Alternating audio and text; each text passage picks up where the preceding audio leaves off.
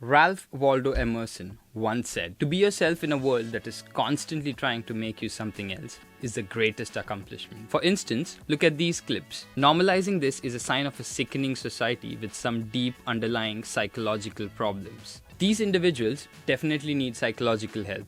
But first, we need to understand what could be some of the factors and causes why some individuals behave this way. Do you know that the number of people who identify as LGBTQ and different genders while going through gender transition has more than doubled over the last 12 years, from 3.5% in 2012 to 7.6% in 2024. Now, some might argue that this could be because the world is more accepting towards the LGBTQ community, and the world has become a safer place for them. Or is there another reason at play? Yes guys, welcome back to the Shoshin Mindset channel where knowledge is power. Today we are exploring the rabbit hole of the complexities and controversies about the increasing number of gender identifications and the reasons behind it. After we identify the causes, we'll also look at the various issues that put the LGBTQ community in a bad light. But before I begin, just a disclaimer. I want to start by saying that I have many friends who are gay and part of the LGBTQ community, and I absolutely love them to bits. This video is not created to offend anyone and is purely based on research and statistics that I have found, and I'm simply presenting this information to you. Statistics show that the younger generation are increasingly identifying as LGBTQ+. For instance, over 20% of Gen Z adults identify as LGBTQ+, compared to 10.5% of millennials, 4.2% of Gen X, and 2.6% of the baby boomers. This increase raises questions about factors influencing sexual orientation and gender identification. Before we voyage into the reasons, if you're still here, thank you for watching, and I'm sure you absolutely love my content. Don't forget to like, share, and subscribe to Shoshin Mindset for more insightful discussions like these. Studies suggest that exposure to chemicals like phthalates and BPA or bisphenol A can affect sexual development and behavior. So what are phthalates? Phthalates are chemicals used as plasticizers to increase the flexibility, durability, and longevity of plastics. They are found in a wide range of products including toys, vinyl floorings, wall coverings, detergents, food packaging, pharmaceuticals, and personal care products like soaps, shampoos, and lotions. Additionally, phthalates are used in clothing, particularly in items made from polyester and other synthetic fabrics called polyethylene terephthalate. PET. Washing polyester garments can release microplastics into the water system.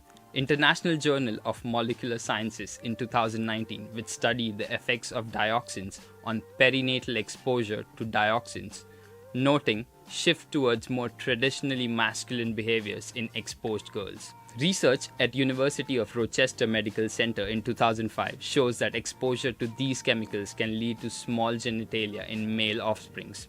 If the mother was exposed to certain chemicals like phthalates, for example, diethylhexyl phthalates, especially between 18 to 21 weeks of gestation. There is another research done about prenatal phthalate exposure and anogenital distance in Swedish boys at Mount Sinai School of Medicine, New York, that suggests the distance between the anus and genitals reducing in males in the year 2014. Now, phthalates are known as endocrine disruptors. It has got an ability to leach into food and beverages. That means they can interfere with hormone systems like androgens, estrogens, thyroid hormones, insulin, and glucocorticoids that manage stress and metabolism and also cause autoimmune disorders. BPA has a chemical structure similar to that of estrogen, the primary female sex hormone. This similarity allows BPA to bind to estrogen receptors on their cells.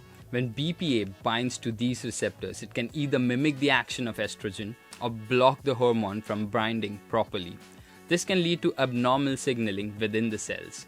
Additionally, research done in 2012 Harvard T.H. Chan School of Public Health, sperm counts are declining, with some projections suggesting that by 2045, more than half of the men could be infertile. In response to regulatory pressures, chemical companies often reformulate their products. For example, BPA, a well-known harmful chemical, has been replaced by BPS or bisphenol S and bisphenol F, BPF. By simply making small changes in the chemical formula and rebranding BPA-free and renaming them, which may still pose similar health risks. The government often lacks sufficient funds to regulate these chemical companies adequately. Studies on animals such as rats and frogs have shown the exposure to chemicals like atrazine can lead to homosexual behavior and change in genders. Similar studies have been done on eagle hatchings, where only a few eggs hatch, and Canadian alligators demonstrating homosexual behaviors. Now, some might argue that there is nothing wrong with being gay, which I totally agree with. But there are a few things that I want to discuss during the Pride Month. For starters, let's understand the term LGBTQ, which stands for lesbian, gay, bisexual, transgender, and queer, or questioning. It's an umbrella term used to describe the community of individuals who identify as part of their sexual orientation and gender minority. Now, gender identification refers to how an individual perceives themselves and what they call themselves. This can be different from the sex assigned at birth.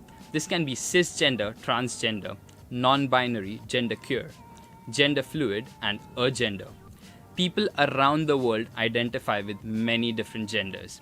While many cultures traditionally recognize only two genders, male and female, numerous cultures recognize additional genders. For example, hijras in South Asia, or two-spirits among the indigenous cultures of North America, or even fa'afafin in Samoa. In contemporary society, some estimates suggest that there could be dozens of or even more genders, like androgynous, demi-boy, demi-girl, grey sexual, neutrois, gender apathetic, gender fluid, etc.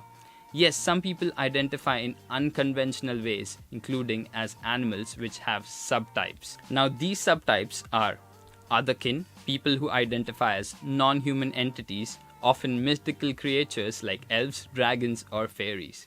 Or therians, people who identify as specific animals, or even inanimate objects.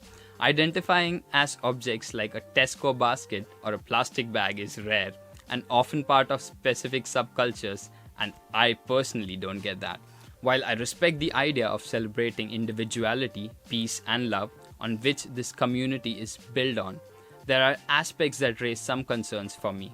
In recent years, some aspects of having a safe space for people who are gay or going through gender transitions have been overshadowed by hypersexualization and intolerance. Some individuals within the community may respond aggressively to any form of dissent towards the hypersexualization, labeling others as homophobic or transphobic. Many in this community dress in ways that strongly signal their gender identity or sexual orientation. Many individuals spend thousands on gender transition surgeries to align with their physical appearance with their gender identity, aiming for immediate recognition by others. This desire often stems from a deep need for validation, a sense of uniqueness, and a societal acceptance rather than a genuine discontentment with their bodies or genuine self-expression. This highlights the complex psychological and societal pressures involved in the decision to transition. This is one of the reasons I do not go to Pride anymore. Pride is often listed among the lower vibrations alongside greed, lust, gluttony, sloth, envy, and wrath. It can be argued that pride in the context of sexual orientation should not be seen as a virtue. Just as straight people don't feel the need to flaunt their straightness, one might question why being gay or lesbian is considered as an accomplishment. Getting back to the topic of phthalates, other than clocking out of society and growing your own food, we can avoid plastic containers and choose alternatives like glass, copper, and stainless steel. Check labels for phthalate-free products. Opt for fresh food instead of canned foods, as they can be lined with phthalates. Use natural cleaning products, ensuring good home ventilation to reduce the accumulation of phthalates, containing dust from products like vinyl floorings, wall coverings, and choose phthalate-free toys for your kids. To address these issues related to hormonal problems related to phthalates, we need to better regulate chemical industries and create more awareness about the potential impacts of these substances on human health and behavior. It's crucial to promote culture of acceptance and tolerance while being mindful of the influences that are shaping your society. And if you like this video, make sure to subscribe to my channel.